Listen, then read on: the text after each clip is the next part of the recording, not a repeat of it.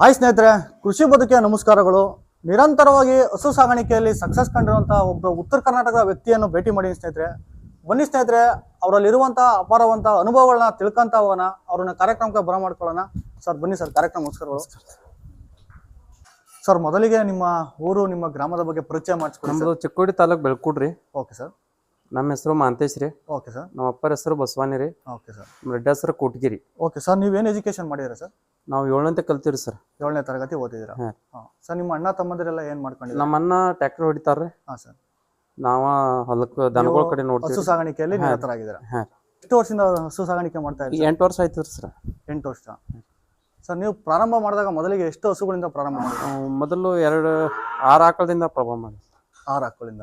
ಹೌದು ಸರ್. ಈ ಹಸು ಸಾಗಾಣಿಕೆ ನಿಮಗೆ ತೃಪ್ತಿ ಅನ್ಸಿದ್ಯಾ? ಸಮಾಧಾನ ಅನಿಸಿತ್ತು. ಹೌದು. ಓಕೆ. ಈಗ ಸರ್, ಈಗ ಹಸುಗಳನ್ನ ಈಗ ನೀವು ಸಾಗಾಣಿಕೆ ಮಾಡೋದ್ರಿಂದ ಎಷ್ಟೆಲ್ಲ ಲಾಭ ಕಾಣ್ಬೋದು ಸರ್? ಸರ್ ನಮ್ದು ವಾರಕ್ಕೆ 50,000 ರಿಂದ 60,000 ರೂಪಾಯಿ ಲಾಭ ಐತ್ರಿ ಸರ್. ಲಾಭ ಐತೆ ಆಗ್ತದ. ಅದರಲ್ಲಿ ಒಂದು ಅರ್ಧ ಹೋಗಿ ಅರ್ಧ ಉಳಿತೈತಿ. ಅರ್ಧ ಉಳಿಯುತ್ತೆ. ಸರ್ ಈಗ ನೀವು ಪ್ರಾರಂಭ ಮಾಡಿದಾಗ ಎಷ್ಟು ಹಸುಗಳಿಂದ ಪ್ರಾರಂಭ ಮಾಡಿದ್ರಿ ಸರ್? ನಾವು ಮೊದಲು 2 ರಿಂದ 3 ಹಸುಗಳು ತಂತಿದ್ವಿ. ಓಕೆ. ಆಮೇಲೆ ಹೆಚ್ಚು ಮಾಡ್ಕೋತ ಈಗ 20 ಆಕಳದವ. 20 ಆಕಳಿದೆ. Okay sir. ಈಗ ನೀವು ದಿನನಿತ್ಯ ಹಾಲನ್ನ ಎಲ್ಲಿಗೆ ನೀವು ಮಾರಾಟ ಮಾಡ್ತೀರಾ? ನಾವು ಹೇರ್-ಎಲ್ ಹೋಗ್ತೀವಿ. ಹೇರ್-ಎಲ್ಗೆ. Okay sir. ಈಗ 8 ವರ್ಷದಿಂದ ಹೋಗತ್ತೆ ಹೇರ್-ಎಲ್ಗೆ ಹೋಯ್ತ್ರಿ. ಬೇರೆ ಕಡೆ ಎಲ್ಲಿ ಕೊಡ್ತೀವಿ. Okay sir. ಒಂದ್ ದಿನಕ್ಕೆ ನೀವು ಎಷ್ಟು ಹಾಲನ್ನ ಶೇಖರಣೆ ಮಾಡ್ತೀರಾ ಸರ್? 2,500 ಆಗ್ತಾವ್ರಿ ಸರ್. 2,100. ಓಕೆ. ಒಂದ್ ದಿನಕ್ಕೆ. ಹಾಂ ಸರ್. ಈಗ ಹಸುಗಳಿಗೆ ಒಂದ್ ದಿನಕ್ಕೆ ರೊಟೀನ್ ಎಲ್ಲ ಹೇಗೆ? ಈಗ ಬೆಳಿಗ್ಗೆನಿಂದ ಸಂಜೆವರೆಗೂ ನೀವೇನೆಲ್ಲ ಆಹಾರ ಕೊಟ್ಟು ಅದಕ್ಕೆ ನಿರ್ವಹಣೆ ಮಾಡ್ತೀರಾ? 2 ಟೈಮ್ ಸರ್. ಓಕೆ. ಮುಂಜಾನೆ ಮೇವು ಹಾಕಿರ್ತೀವಿ. ಮುಸ್ರಿ ತಿಂದ್ಮೇಲೆ ಮೇವು ಹಾಕ್ತಿವ್ರಿ. ಓಕೆ. ಮೇವು ಹಾಕಿಬಿಟ್ಟು ಅಂದ್ರೆ ಸಾಯಂಕಾಲ 4 ಗಂಟೆ ಮುಂದೆ ಮೇವು ಹಾಕ್ತೀವಿ ಸರ್. 4 ಗಂಟೆ ಮೇಲೆ ಮುಸ್ರಿ ಮೇವು ರೀ. ಹಾಂ. ಪ್ರತಿಯೊಂದು ಮೇವನ್ನ ನೀವೇ ಬೆಳ್ಕೊಳೋದ? ಈಗ ಹಸಿರು ಮೇವು ಕೊಡೋದಿಲ್ಲ, ಕೊಂಡ್ ತರ್ತೀವ್ರಿ. ನೀರಿಲ್ರಿ. ನೀರಿಲ್ಲ. ನೀರಿನ ಕಡಿಮೆ ಐತ್ರಿ. ಓಕೆ. ನೀರು ಕೊಂಡ್ ತಂದ ಮಾಡ್ತೀವಿ ಸರ್. Okay sir. ಈಗ ಏನಾದ್ರು ಈಗ ತುಂಬಾ ಹಸುಗಳನ್ನ ಸಾಗಾಣಿಕೆ ಮಾಡಿದಿರ ಸರ್, ಈಗ ಏನಾದ್ರು ಒಂದು ನೈಸರ್ಗಿಕವಾಗಿ ಏನಾದ್ರು ಒಂದು ಕಾಯಿಲೆಗಳು ಸಂಭವಿಸಿದಾಗ ಅದನ್ನ ಹೇಗೆಲ್ಲ ನೀವು ನಿವಾರಣೆ ಮಾಡ್ತೀರಾ? ಅಂದ್ರೆ ನೀವು ವೈದ್ಯರ ಕಡೆ ಮುಖ ಮಾಡ್ತೀರಾ, ಇಲ್ಲ ಅಂತಂದ್ರೆ ನೀವೇ ಏನಾದ್ರು? ಆಯುರ್ವೇದಿಕ್ ಮಾಡ್ತೀವ್ರಿ. BP ಡೌನ್ ಆದ್ರ ಅಷ್ಟೇ ಮಾಡ್ತೀವ್ರಿ. ಓಕೆ. ಇಲ್ಲ ಅಂತಂದ್ರ ಡಾಕ್ಟರ್ನ ಕರೆಸ್ತೀರಾ? ಓಕೆ. Okay sir. ಈಗ ಮೊದಲಿಗೆ ನೀವೆಲ್ಲನ ಈಗ ಹಸುಗಳಿಗೆಲ್ಲ ಈಗ ಏನಾದ್ರು ಈಗ ಕೆಳಗಡೆ ಎಲ್ಲ ಈಗ ಈ ತರ ಶೀಟ್ ಹಾಕಿರ್ಬೋದು, ಈ ತರ ಪ್ಲಾಟ್ಫಾರ್ಮ್ ಮಾಡಿರ್ಬೋದಲ್ಲ ಸರ್? ಇದನ್ನೆಲ್ಲ ಈಗ ಮಾಡಿರೋದ್ರಿಂದ ಏನ್ ಪ್ರಯೋಜನ ಸರ್? ಈಗ ಸರ್ ಸ್ವಚ್ಛ ಉಳಿತೈತ್ರಿ ಕಾಲಾಗ್ರಿ. ಕಾಲಾಗೆ ಅಂದ್ರೆ ಯಾವ್ದೇ ಮ್ಯಾಟ್ ಹಾಸಿದ್ರಂದ್ರ ಕಾಲ್ ಜರಿದಲ್ರಿ. ಮ್ಯಾಟ್ ಇಲ್ಲಾದ್ರ ಬೆಡ್ ಮ್ಯಾಗ ಕಾಲ್ ಜರಿತೈತ್ರಿ. ಓಕೆ. ಓಕೆ. ಅವು ನೀವ್ ಕೆರ್ಕೊಳಕ್ ಹೋಗೋದಂದ್ರ ಜಾರದ ಬಿದ್ದು ಅಂದ್ರ ಕಾಲ ಮುಚ್ಚಾಗ್ಬಿಡುತ್ತೆ. Okay sir. ಹಾಗೆ ಈಗ ನೀವು ಮೊದಲಿಗೆ ಪ್ರಾರಂಭ ಮಾಡಿದಾಗ ಶೆಡ್ ನ ನಿರ್ಮಾಣ ಮಾಡಕ್ಕೆ ಎಷ್ಟೆಲ್ಲ ಖರ್ಚು ಮಾಡಿರಿ ಸರ್? ಮೊದಲೇನ್ ಬಾಳ ಖರ್ಚು ಮಾಡಿಲ್ಲಾಗಿದ್ರಿ.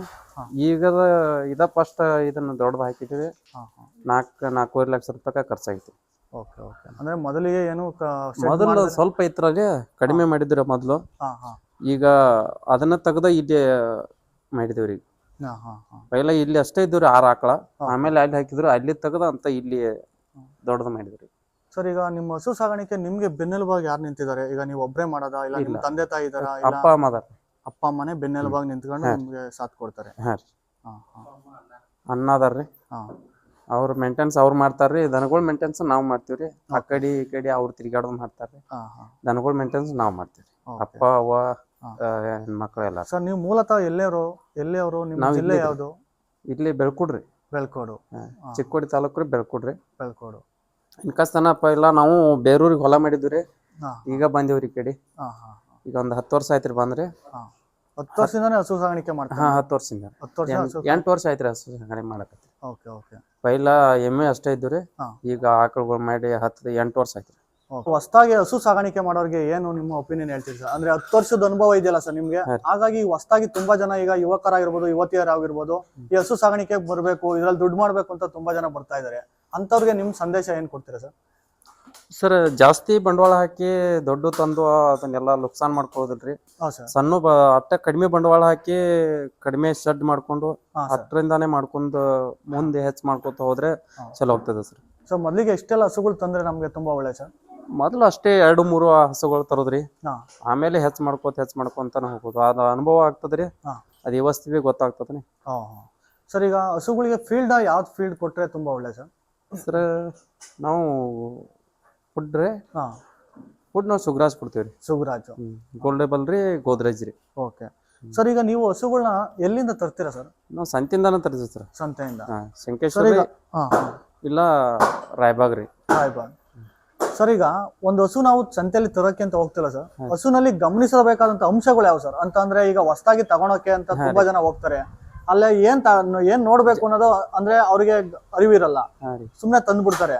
ಅದರಲ್ಲಿ ಗಮನಿಸಬೇಕಾದ ಅಂಶಗಳು ಯಾವ ಸರ್? ಕೆಚ್ಚಲ ನೋಡ್ಬೇಕ್ರಿ ಮೊದ್ಲು. ಕೆಚ್ಚಲ ಒಂದು ಮಲ್ಯಾಗ ಹಾಲ್ ಬಂದಾಗಿರ್ತಾವ್ರಿ, ಒಂದೊಂದ್ ಚಾಲ್ ಇರ್ತಾವ.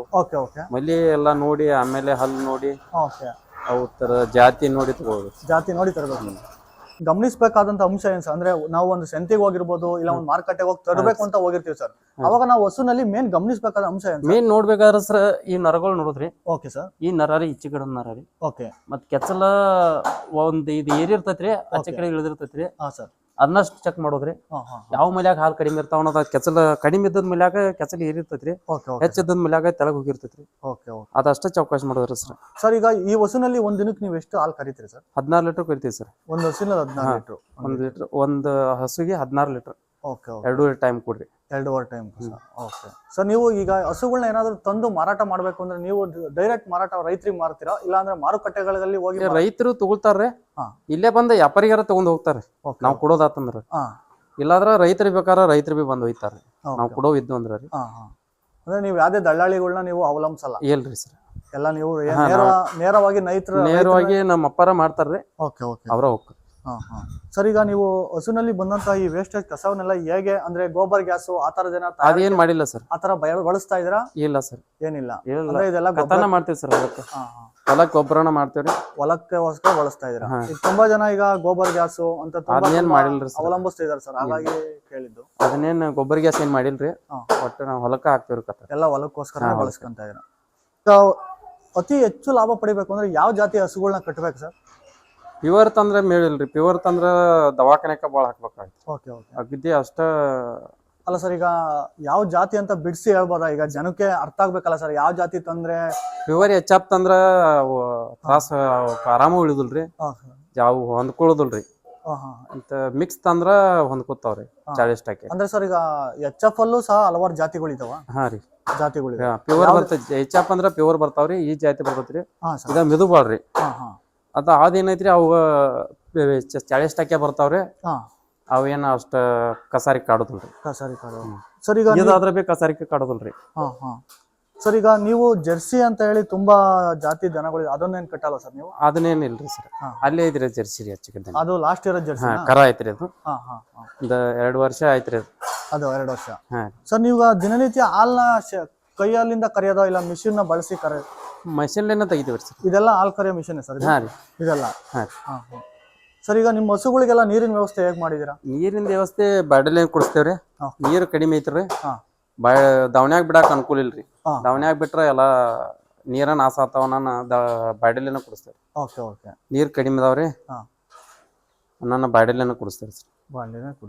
ಸರ್, ಈಗ ಈ ಮುರಾ ಇದು ಯಾವ ಜಾತಿ ಎಮ್ಮೆ ಸರ್? ಇದು ಮುರಾ ರೀ. ಮುರಾ ಕರ್ನಾಳಿ ಬರ್ತೈತ್ರಿ. ಇದು ಪ್ಯೂರ್ ಮುರಾ ಬರ್ತಲ್ರಿ, ಕರ್ನಾಳಿ ಬರ್ತೈತ್ರಿ. ಸರ್, ಇದನ್ನ ಸಾಕೋದ್ರಿಂದ ಏನ್ ಪ್ರಯೋಜನ ಸರ್? ಸರ್, ಮನಿ ಪೂರ್ತಿ ಅಷ್ಟೇ ರೀ. ಇದು ಹಾಲು ಕಡಿಮೆ ಹಿಂಡ್ತೈತ್ರಿ, ಅಷ್ಟ ಹಾಲು ಇದು 5-6 ಲೀಟರ್ ತಕ ಹಿಂಡ್ತೈತ್ ಕರೆ. ಇದು ನಮ್ಮ ಮನಿ ಪೂರ್ತಿ ಅಂತೇಳಿ ಇಟ್ಕೊಂಡಿವ್ರಿ ನಾವು. ಮನೆ ಪೂರ್ತಿ ಅಂತ ಇಟ್ಕೊಂಡಿದ್ದೀರಾ? ಮನಿಗೆ ಆಕಳ ಹಾಲು ತಿನ್ನೋದಿಲ್ರಿ ಮನ್ಯಾಗ್ರಿ. ಎಮ್ಮೆ ಹಾಲು ಸಂಬಂಧ ಅದನ್ನೊಂದು ಇಟ್ಕೊಂಡಾರ್ರಿ.